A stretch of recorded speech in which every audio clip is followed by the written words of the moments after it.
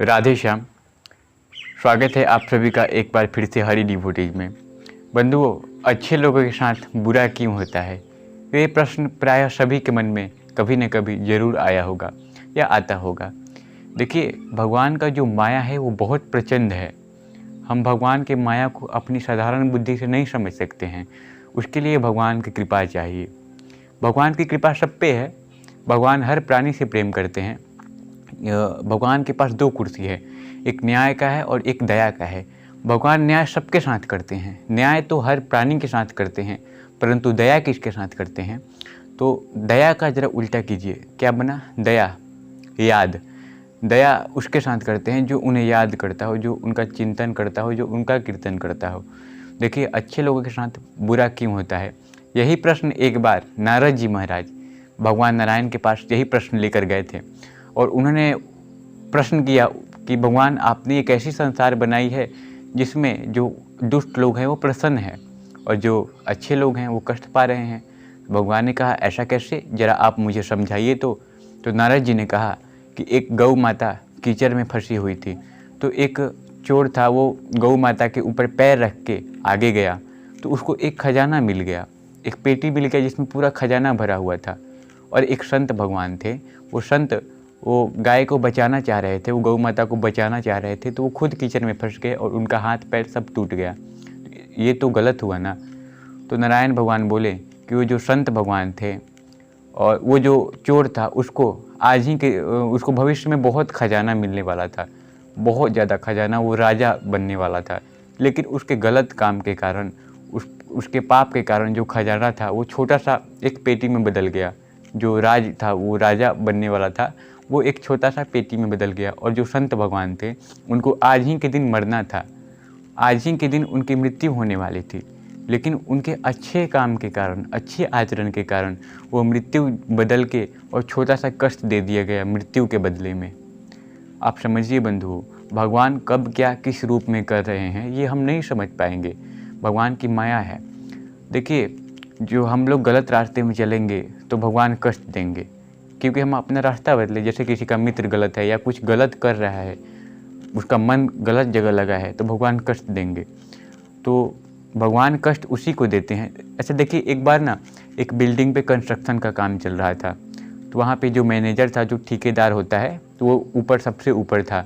तो उसने देखा कि उसके अंदर में जो काम करता है मजदूर, वो एक मजदूर बैठा हुआ था, काम नहीं कर रहा था।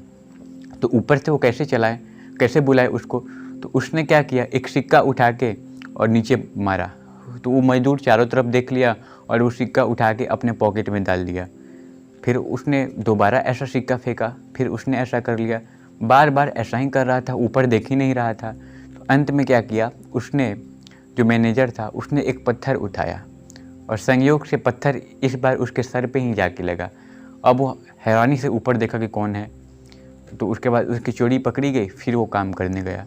ठीक इसी प्रकार से बंधुओं, भगवान जब हमको पैसा देते हैं, सुख देते हैं, तो हम भगवान की तरफ, यानी ऊपर भगवान की तरफ हम देखते ही नहीं हैं। भगवान छोटा सा कष्ट देते हैं तो हम सोचते हैं कि भगवान मुझे ही कष्ट क्यों दे दिया, बगल वाले को दे देते, इधर को दे देते।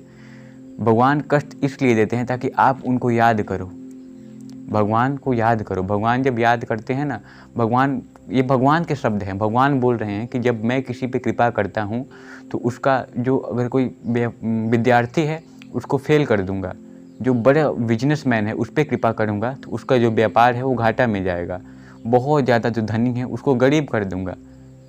तब भगवान कृपा करते हैं और बाद में उसको ऐसा आनंद देते हैं ना, ऐसी जगह पहुँचाते हैं जहाँ वो सोच भी नहीं सकता था।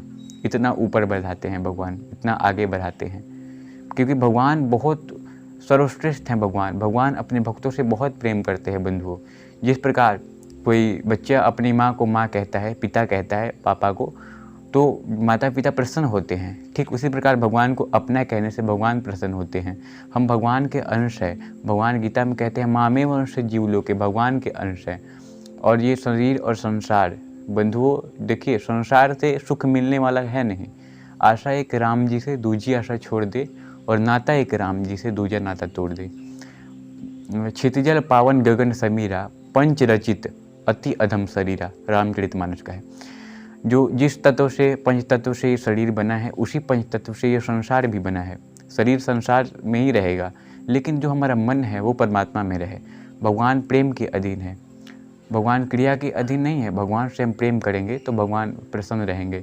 संसार वाले जिस देखते होंगे जिसके पास ज़्यादा पैसा है वो कूड़ा कचरा में से भी पैसा उठा लेता है। तो भगवान के पास ज़्यादा प्रेम है, उनसे हम प्रेम करेंगे तो भगवान को प्रसन्न कर लेंगे। और भगवान के सामने कभी भी रोना नहीं चाहिए कि भगवान आपने मुझे ये नहीं दिया, वो नहीं दिया। जैसे देखते हैं कोई बच्चा अपनी माँ के पास रोता है माँ के सामने, तो माँ उसको टॉफ़ी देती है, चुप कराती है। लेकिन जब बच्चा चुप नहीं होता तो माँ और मारती है कि रो तो रहे हो और रो। ठीक उसी प्रकार से जब हम भगवान के सामने जाके रोएंगे कि भगवान हमें आपने कुछ नहीं दिया, तो भगवान जो दिए हैं वो भी छीन लेंगे। और जब देखते हैं कि कोई बच्चा माँ के सामने हंसता है तो माँ उसको और गुदगुदी करती है। इसलिए हम भगवान के सामने जाके कहेंगे कि भगवान हमें आप बहुत कुछ दिए हैं। तो भगवान कहेंगे अरे अभी कहाँ दिया, अब देखो कितना देता हूँ, और भगवान कृपा करेंगे। तो इसलिए बंधुओं, बीज फलता है सदा मिट्टी में मिल जाने के बाद, और कुछ नहीं बिगड़ेगा तेरा हरि शरण आने के बाद। जैसे कोई झोपड़ी है, उस पर अगर कोई बिल्डिंग बनाना चाहे तो पहले झोपड़ी को तोड़ना पड़ेगा। झोपड़ी के ऊपर से बिल्डिंग नहीं बना सकते ना। ठीक उसी प्रकार से भगवान जब कृपा करते हैं, तो पहले तोड़ते हैं, यानी पहले कष्ट देते हैं, पहले दुख देते हैं, बाद में आपको ऐसी जगह पहुंचाएंगे ना भगवान की आप सोच नहीं सकेंगे। जैसे कोई बच्चा डिप्रेशन में गया, तनाव में गया, तो देखिए प्राय ये प्रश्न 1-2 दिन से कई साधक मुझसे पूछ रहे थे। तो जिस कारण से हम डिप्रेशन में जाते हैं, तनाव में जाते हैं, वो कभी होता ही नहीं है।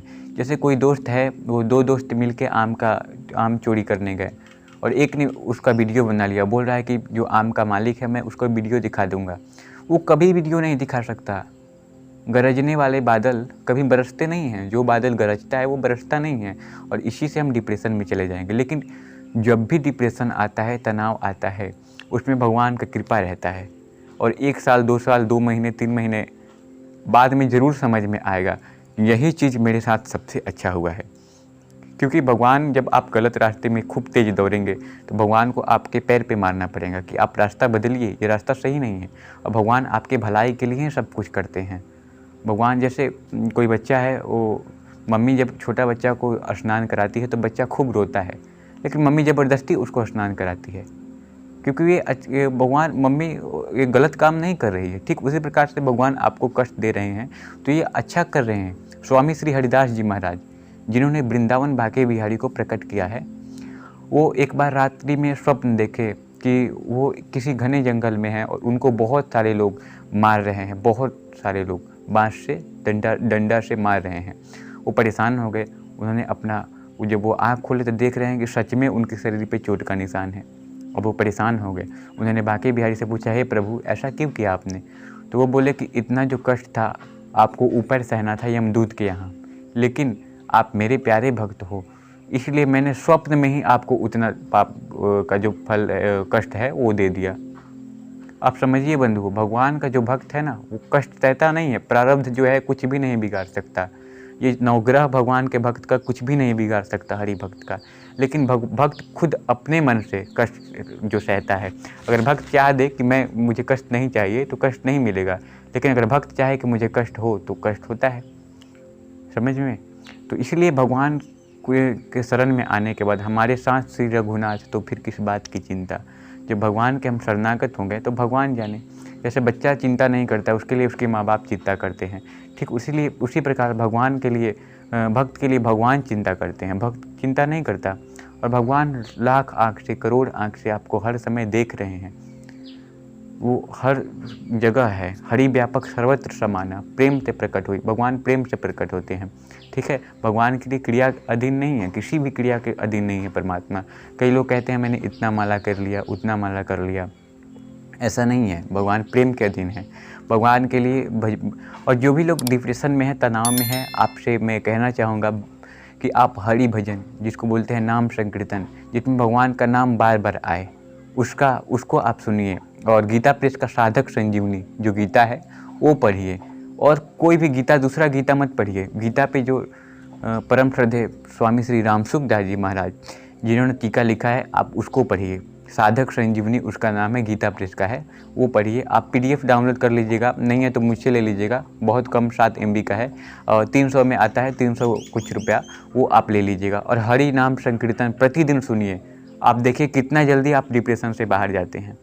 इधर उधर मोटिवेशनल स्पीकर जो हैं वो कुछ भी नहीं कर सकते, क्योंकि आध्यात्मिक जब तक आप स्पिरिचुअल नहीं होंगे तब तक कुछ भी नहीं होगा आपको।